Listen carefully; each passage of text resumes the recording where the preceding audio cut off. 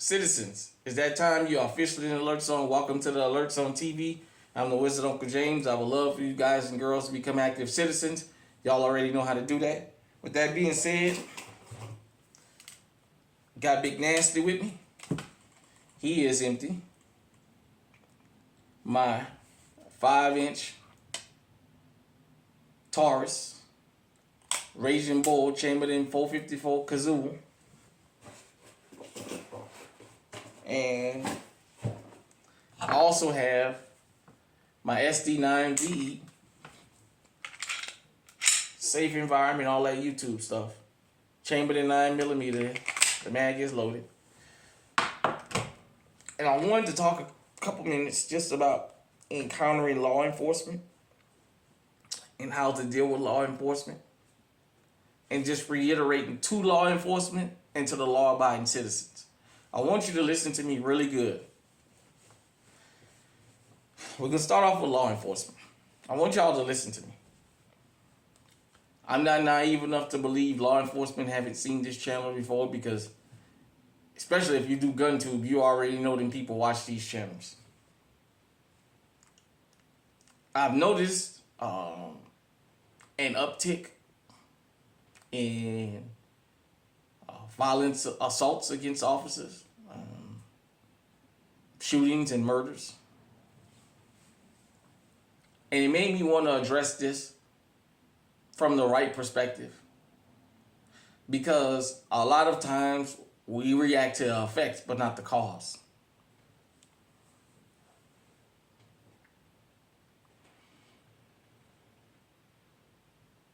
In Phoenix, everybody saw the video of the deaf man with cerebral palsy that was beat by the Phoenix PD. And then the judge who said that the prosecution had the evidence to move forward with a trial for a man that was deaf and had cerebral palsy. Well, there's been an update to it, and it comes out the body camera of the officer before he ever even arrived to the store. He already knew the assailant was white and was a white male. The video surfaced of the store clerks telling him from the get-go, this was the guy that was the trouble. They went outside, the white guy said the guy across the street hit him, and it was on. You guys know the video from there. When they slowed the video down, you can see the deaf man pointing to his ears.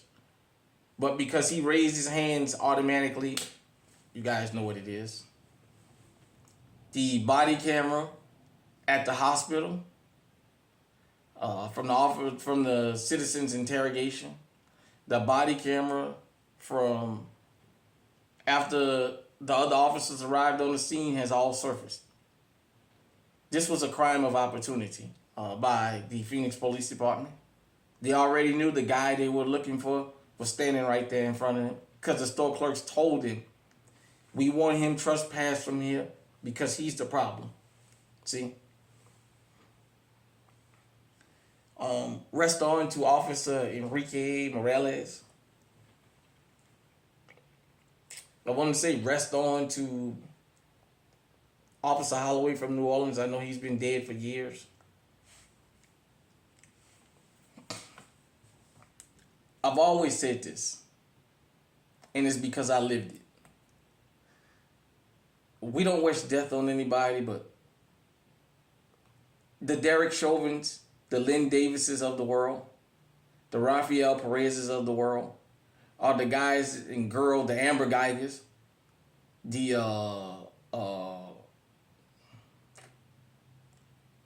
Betty Shelby's of the world. They're never the officers to get killed.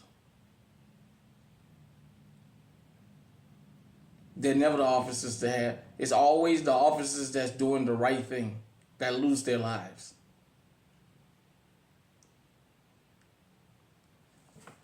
I told you guys and girls the story of the officer that tried to kill the man that went to pick his hat up off the interstate. And after he shot at the man and missed and hit a passerby, he started screaming that the man had a gun. First off, it's not illegal to have a gun in America. But second off, if that man had a registered law-abiding firearm on him, that would have been his excuse. Because he kept screaming, "You have a gun," and the guy started telling him, "But I don't have a gun." Once he searched him and noticed he didn't have a gun, then he started saying he was sorry. Now, I want to explain to you guys and girls why he screamed that man had a gun. And to law enforcement, you guys and girls need to really listen up to this part. You see all that training y'all get, and I'm not talking about in school. That continued training, them consultants y'all pay them millions of dollars to tell y'all how to get away with murder and what to do and what to say and to say you was in fear of your life and he reached. And if you can find a gun, whether it's legal or not, you can say, "Well, see, you had a gun on him." Y'all better stop listening to those people. And I'm going to tell you why. In the last 15 years, basically every cell phone has not only a camera, but it has a video recorder. Everybody has cameras on their houses now. There's cameras and video in places that law enforcement can intimidate people or control. These younger criminals, these younger guys and girls out in the street, they see the videos. They saw the video of Walter Scott, unedited, that was taken by a cell phone that showed that man running away and being shot 8 times and then having a taser thrown on him. They saw Oscar Grant get handcuffed, put on the ground, and then shot in his back.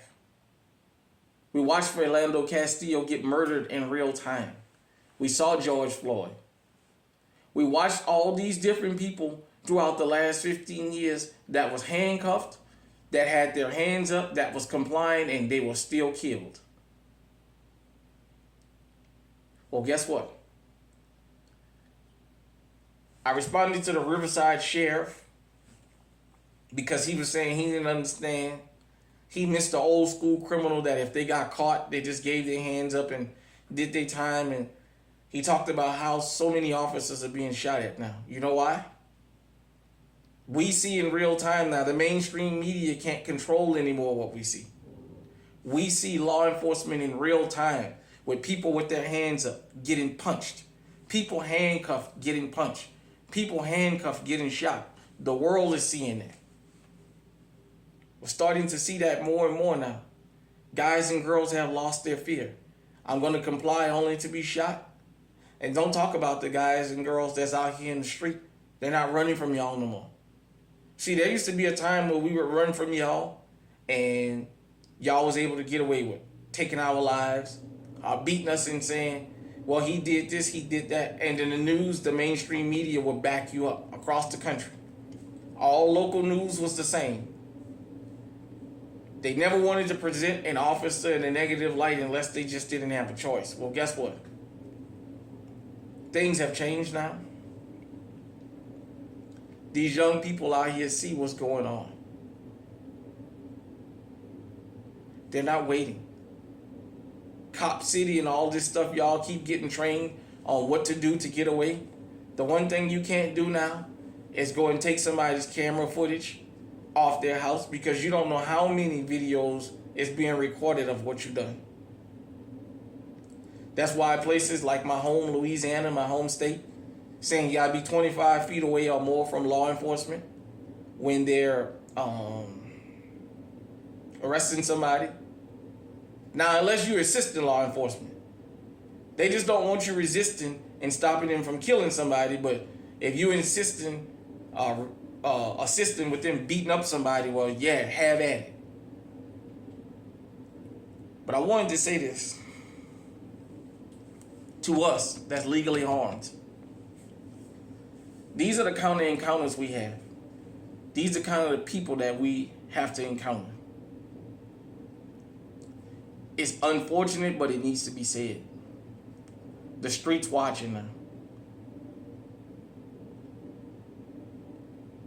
Since you got the judges legislating from the bench, giving these acquittals to law enforcement, the streets have decided they're going to enact a penalty. And the penalty in the streets is death. A lot of you guys and girls say, y'all, it's just a few bad apples. If it's just a few bad apples, how come you can't get rid of them? You can't tell me if you got 1,000 officers on a patrol, on a squad at any given time. You can't tell me it's 2 or 3 bad apples and y'all can't get rid of them. The other 9,997 can't get rid of those 3 bad officers. I mean 997. You guys know what I'm talking about. I said 1,000. You guys know what I'm talking about. But you can't get rid of those 3 officers that you claim is the bad apples. It's not a few bad apples. It's a cultural practice across the country. The only difference is we're at a time now where the citizens have decided that they're going to hold court on the side of the road. Something I've been trying to get them from doing. The only thing is they're not holding court on the side of the road with their hands up. Compliant. They're holding court on the side of the road with their guns up. Non-compliant. And they shooting. They have law enforcement outgunned. A lot of them have sticks on their guns. Or they got 223s, 5.56s, and 7.62s, 7.62s by 39s. They're not outgunned anymore, and they're not afraid to use it. I tell everybody, when you encounter law enforcement, make your stop with them as quick as possible. Yes, sir, no, sir, blah, blah, blah, blah, blah, blah, and go on about your business. To law enforcement, I'm going to say this to you. Because all of y'all have a Derek Chauvin on the force. Every law enforcement agency and every police department in this country and on this planet, because this is a worldwide movement, got at least one Derek Chauvin. At least one. Male or female. Some of y'all, your department is riddled with them. If you don't want the streets to keep striking at y'all like this, you might want to sit down and tell them they have to get their act together, or y'all gonna have to get rid of them. Because unless you do that, blood is gonna keep getting spilled. These young dudes, these young chicks, worldwide, they don't have nothing to fear anymore. They watch people comply and lose their lives. As I said again, when you're dealing with law enforcement and you legally armed, you have to always think strategic. Be 3 steps ahead of them. Because all they need to do is find a gun after they shoot you. Don't matter if the gun is registered or not. If they can find one on you, if it's registered, good. And all they have to do, we saw it happen in real time with Philando Castillo. The whole video. He was walked into his own death. Geronimo Yanez was taught that. All that continual training they're giving them, all they're trying to teach them is how to refine their ways of getting away with murder.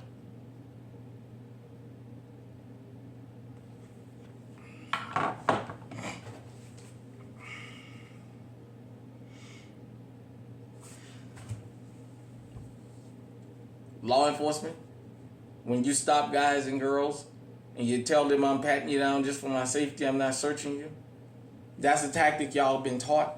Stop lying. Stop lying. You're violating people's rights when you pat them down and you tell them this is for my safety.